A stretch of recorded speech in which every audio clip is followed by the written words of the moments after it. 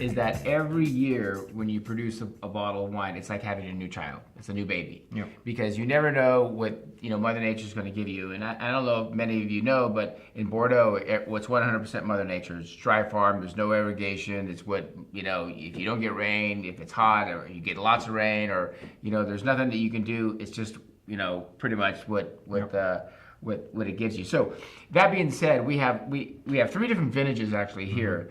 And they kind of talk about the evolution of Gruaud Larose and where it's kind of gone in most recent times. So we have, the 89, which, I remember you saying to me, that pretty much everything went into the Grand Vin. It's a hot vintage.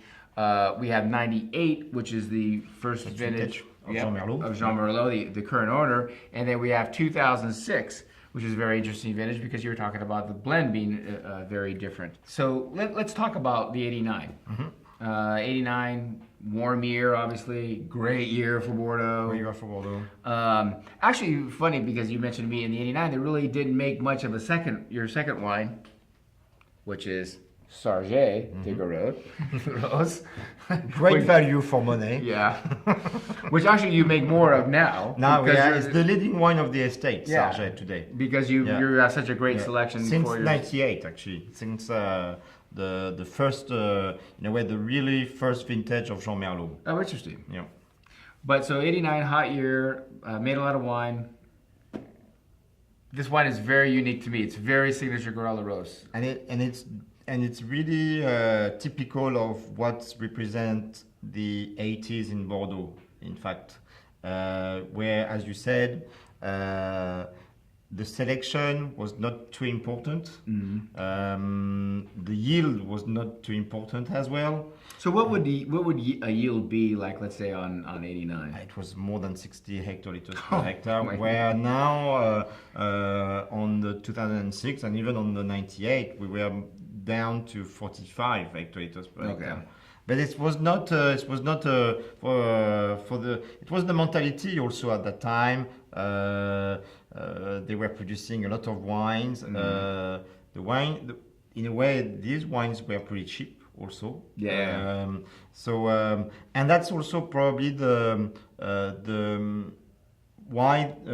reason why these wines are so unique. I think classified growth in Medoc can, and that's a proof, can produce great wine without being too selective and by still producing some high yield. Right. And it's probably one of the rare regions in the world where we were able to produce this kind of wines.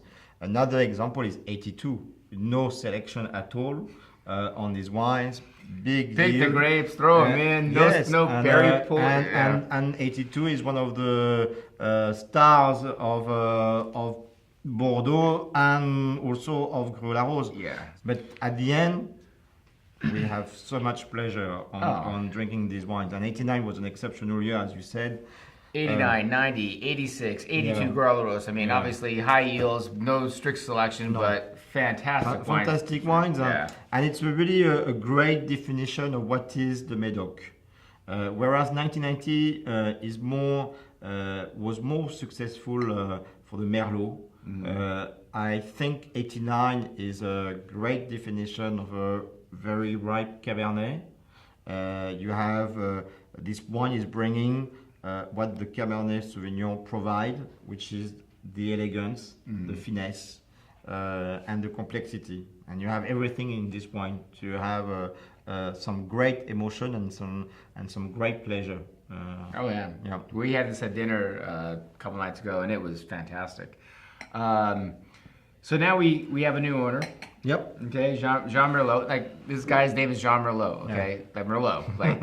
Like that's perfect name. That's a nice coincidence. Yeah, it's like Joe Cabernet's Joe Cabernet. And Jean Merlot got together and made wine. Anyway, so Jean Merlot comes in, buys a property, passionate guy. Things start to change. And is very into the vineyard, very into viticulture.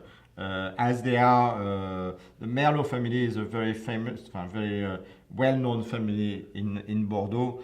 They own several estates in the Médoc. All are cru classé wines. They started in 1976 with Chaspline, but they understand very well the what is viticulture, and also they also they are aware also of the potential of a vineyard when they buy the vineyards. And it's not for when they buy a vineyard, it's not for speculation. No, they really this is their passion.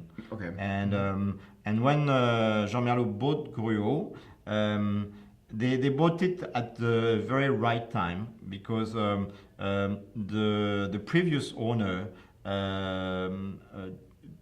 did or injected a lot of money on the renovation of the estates, and especially on the vinification. So when they came to when they arrived at Gruaud Larose in '97, late '97, in a way, in terms of investment, they were looking at what to do, but on the vinification, everything was done, and it was a great renovation in order to really to get into the improvement of the wine, and improvement also of the elegance of the wine by having more elegant tannin as well on the wine.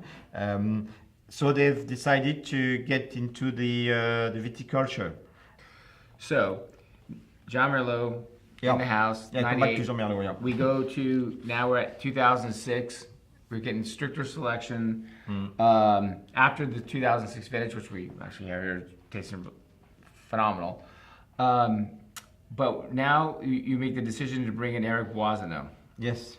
And for all of you Eric Boisonneau is not the household name like Michel Rolland or Stéphane Dronnecourt, names that we know for consultant enologists in Bordeaux. But Eric Boisonneau, his reputation, or I should say his resume, pretty much is all the first gross, most of the second gross. This guy is the rock star in the Médoc. Gruaud Larose brings him in. I noticed a big change the moment you brought him in, and it's funny because it was a 2007 vintage, which everyone thinks is not a great vintage, but I think for Gruaud Larose, it's a successful vintage. Very successful. Very successful. Yeah.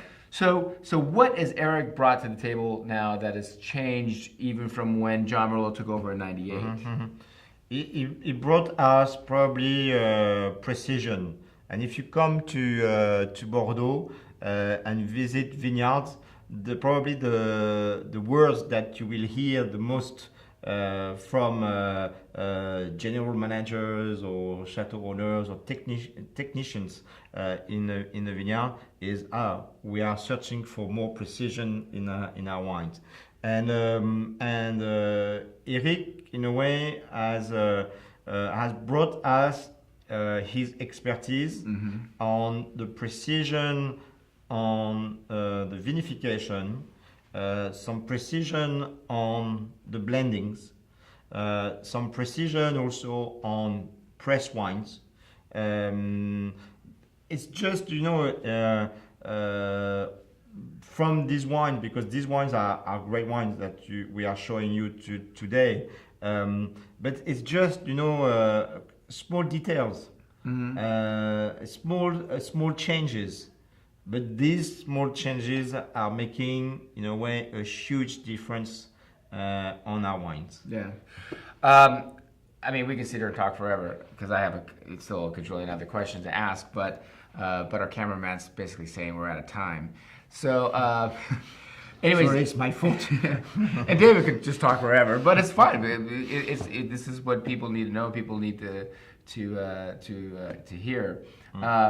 But David, I want to thank you. I want to thank you for coming out. Thank you for bringing these wines and showing them to us. One of the things is very quickly, I mean, what do you feel Bordeaux needs to do to be more successful in a very short answer, to be more successful in America? What does Bordeaux need to do to really get back into the American hearts? To come here, to travel to America, to meet you guys who are doing a fantastic job by promoting Bordeaux in California to come and see restaurants, stores, and to show our wines. And I can trust you, this is what we have done for 2 days. They are not closing the doors in front of us.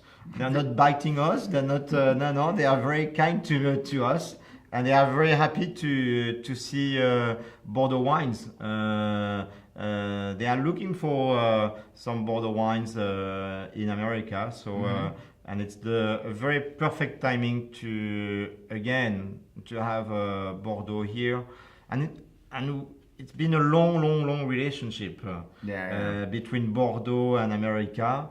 And we have to keep this relationship strong. I agree. I like the relationship actually because I really like the wines. So I'm going to continue and we're going to continue at Best Wines to keep this relationship going and make it strong and whatnot. So David, thank you very much for being here. Thank you very much for sharing your wines. And for the Best Wines Tasting Room, cheers. Santé.